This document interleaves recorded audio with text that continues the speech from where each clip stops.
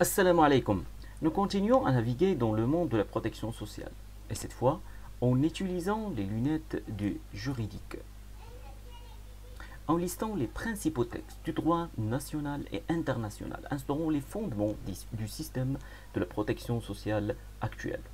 Ce travail nous permettra de mieux positionner la protection sociale dans le cadre des politiques publiques des États contemporains et mieux comprendre ses mécanismes de fonctionnement et son architecture générale.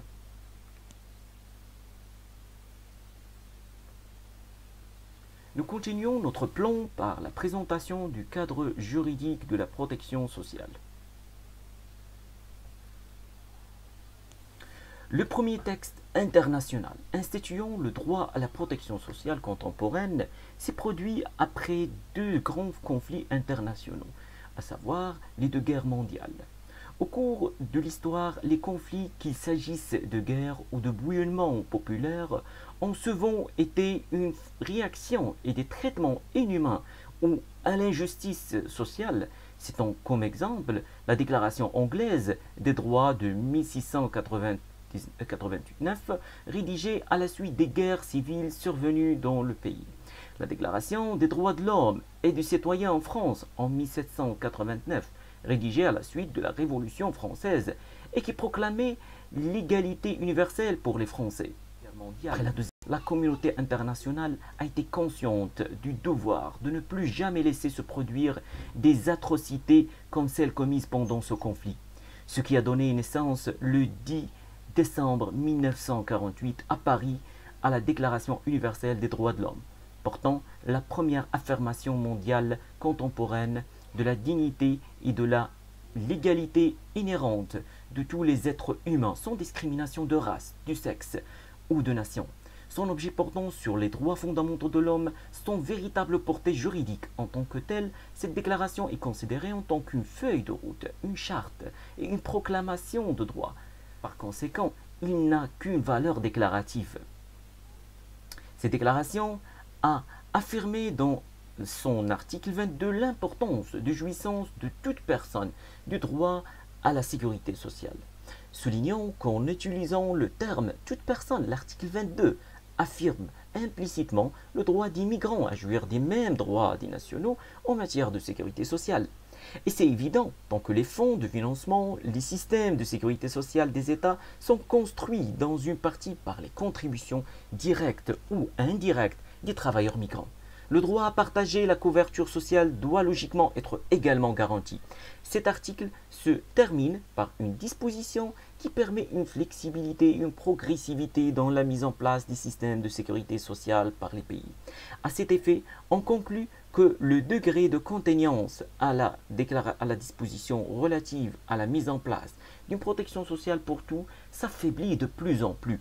C'était premièrement par le caractère déclaratif de cette déclaration mondiale et ensuite par cette disposition de flexibilité mise à la fin de l'article 22. On va voir par la suite si la communauté internationale va maintenir la même tonation face aux pays qui se retardent dans la mise en œuvre d'une protection sociale universelle et la même logique d'intervention. Effectivement, quelques années après, exactement en 1952, l'intonation de la voix a commencé d'être plus forte. Une convention concernant les normes minimum de la sécurité sociale que chaque pays doit travailler à l'atteindre a été lancée par l'Organisme international de travail. Pour ratification des États membres des Nations Unies, c'est la convention numéro 102 de l'OIT.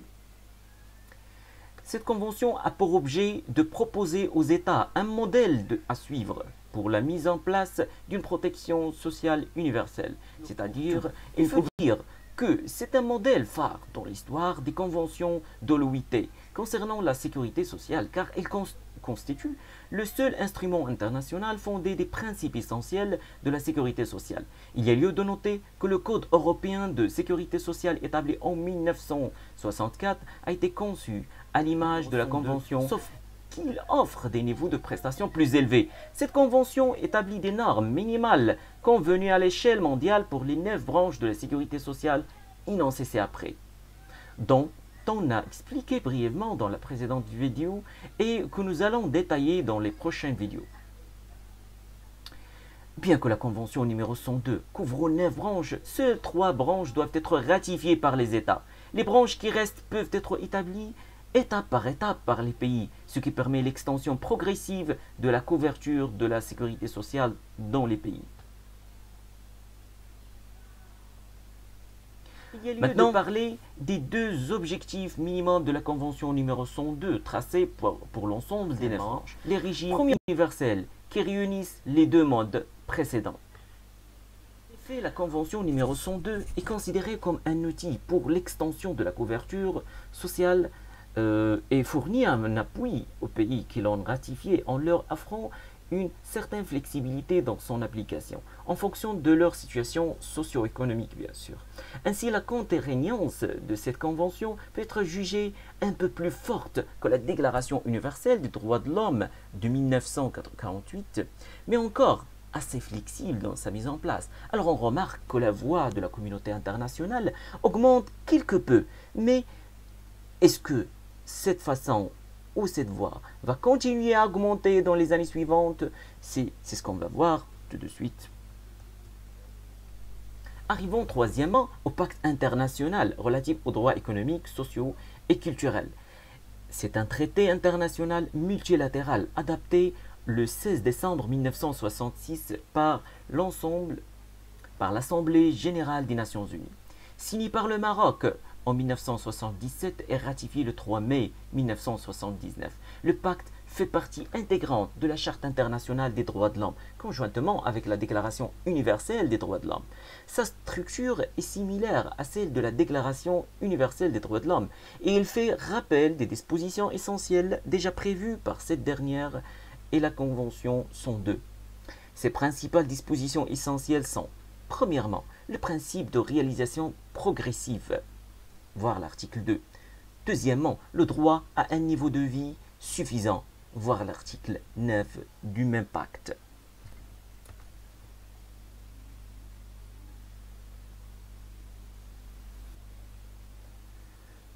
Le quatrième document juridique international constituant une référence incitant à la mise en place ou le maintien d'un socle de sécurité sociale par les pays du monde est la recommandation numéro 202 sur les socles de protection sociale adaptés par le BIT en 2012. Il fallait bien sûr savoir que les recommandations de l'OIT servent de principes directeurs ayant un caractère non contraignant. Souvent, une convention énonce les principes fondamentaux. Dans notre cas, on parle de la convention numéro 102, qui doivent être appliqués par les États qui l'ont ratifiée, tandis que la recommandation correspondante complète complètement la convention en proposant des principes directeurs plus précis sur la façon dont cette convention pourrait être appliquée. Un des principaux objectifs de cette recommandation est la mise en œuvre des socles de sécurité sociale dans le cadre de stratégies d'extension de la protection sociale, qui assurent progressivement un niveau plus élevé de sécurité sociale au plus grand nombre possible de personnes. La présente figure représente les 2 dimensions de socle de la sécurité sociale, horizontale et verticale.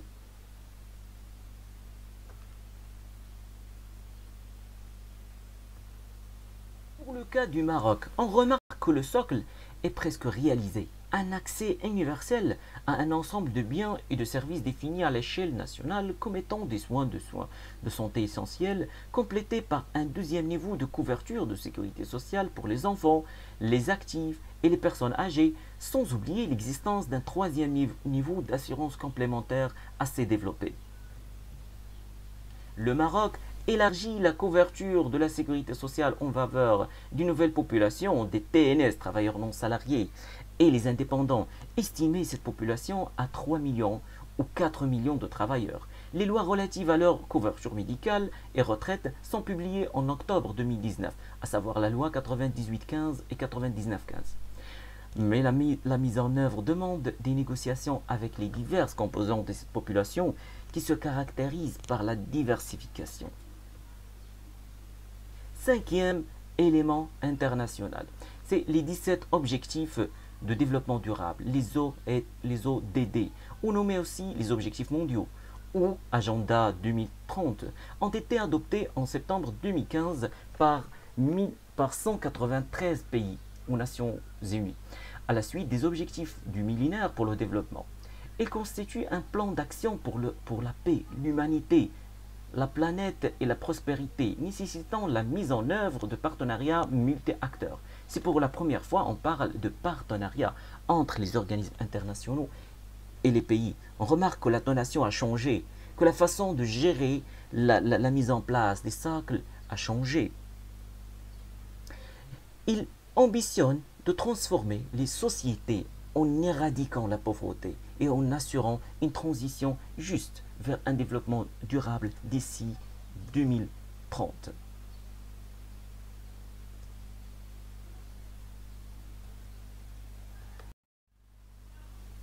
La question de la protection sociale était au cœur des 17 objectifs mondiaux. On la trouve dans l'objectif 1. Il s'agit de voir que sont ces socles de protection sociale qui surtout les raisons qui peuvent convaincre les pays à les mettre en place. À cet égard, l'Organisme international de travailleurs qui chapeaute les projets rappelle que même si la protection sociale est officiellement liée à l'objectif 1 relatif à l'élimination de la pauvreté dans le monde, c'est aussi une cible de plusieurs objectifs, notamment celle relative à la bonne santé et au bien-être, objectif 3, l'égalité entre les sexes, objectif 5, ou concernant la réduction des inégalités, l'objectif 10. Et à la fin, on arrive à notre constitution du Royaume du Maroc de 2011. Son article 31 consacre le droit à la couverture, ou plutôt à la santé, à la couverture médicale et à la protection sociale pour l'ensemble des citoyens et citoyennes, aux citoyennes et citoyens. Cet article met l'accent que le fait que l'État est responsable d'assurer un accès à la protection sociale aux citoyens et sur l'identification des ressources sur lesquelles les responsables peuvent compter pour fournir un service de qualité. La conclusion qu'on peut synthétiser à partir de cette présentation. La présente exposition de l'évolution historique du cadre juridique mondial de la protection sociale démontre que ce cadre juridique connaît des zigzags critiques et fluctuants, allant de flux et des reflux.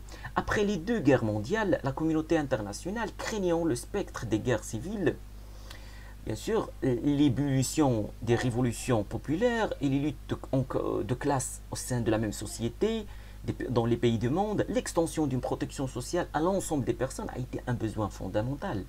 Cela apparaît dans la Déclaration universelle de 1948, la Convention numéro 102 du socle de sécurité sociale, le Pacte international de 1966. La voix du langage était haute. Quelques années après, le langage changeait et la communauté internationale adopta une nouvelle logique de convaincre les États de l'importance de l'établissement d'un socle de sécurité sociale, une approche de partenariat avec les décideurs. Cela apparaît dans la recommandation numéro 202 et les 17 objectifs de développement durable de 2015. Cela peut être expliqué par la nature du droit international dépourvu de mécanismes très contraignants et de contrôle. Quant au Maroc, le système national de protection sociale s'est construit également d'une manière progressive. Il se compose d'un système de sécurité sociale qui est contributif, CMR, RCAR, CNSS, CNOPS, d'un système de protection sociale partiellement contributif, le RAMED, et d'un système de protection sociale non contributif, Taysir, Kafala, l'INDH, établissement de protection sociale pour les personnes en difficulté et autres.